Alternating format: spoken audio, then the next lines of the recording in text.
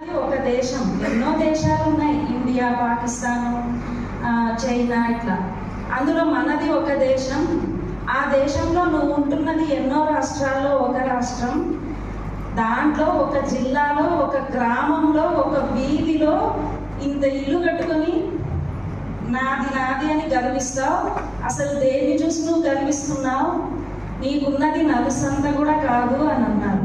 నిజంగా నన్ను ఈ మాట కొంత ప్రభావితం చేసిందనే చెప్పచ్చు. గర్వం విషయం. మరి దేన్ని చూసుకొని మనం గర్వపడాలి?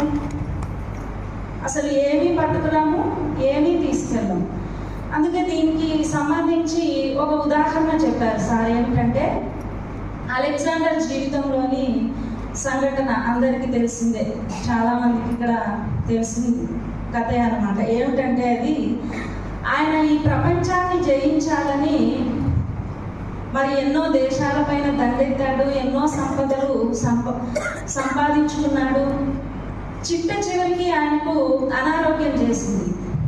మరి అనారోగ్యం చేసినప్పుడు ఇంకా కొద్ది రోజుల్లో చనిపోతానని అర్థమైన తర్వాత తన దగ్గర ఉన్నటువంటి ఆ అధికారులకు, అసిస్టెంట్లకు చెప్పాడంట, ఒక శవపేటికను తయారు చేయించి 2 రంధ్రములు ఆ శవపేటికకు ఉంచండి.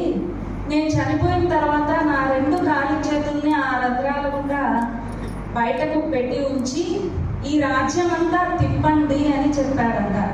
ఎందుకంటే ఇంత గొప్ప అలెగ్జాండర్ అయిన నేను, ఎన్నో సంపదలు కూడగట్టుకున్నటువంటి నేను వెళ్ళిపోయేటప్పుడు ఏమీ పట్టుకెళ్ళట్లేదు అని ఆ రాజ్యంలోని ప్రజలకు తెలియచెప్పడానికి ఆ రకంగా చెప్పడం జరిగిందంట. మరి అంత సంపదలు సంపాదించినా ఏమీ పట్టుకెళ్ళం, మరి దేన్ని చూసి గర్వపడాలి అని సార్ మనకి ఇక్కడ ప్రశ్న ఉంచారు.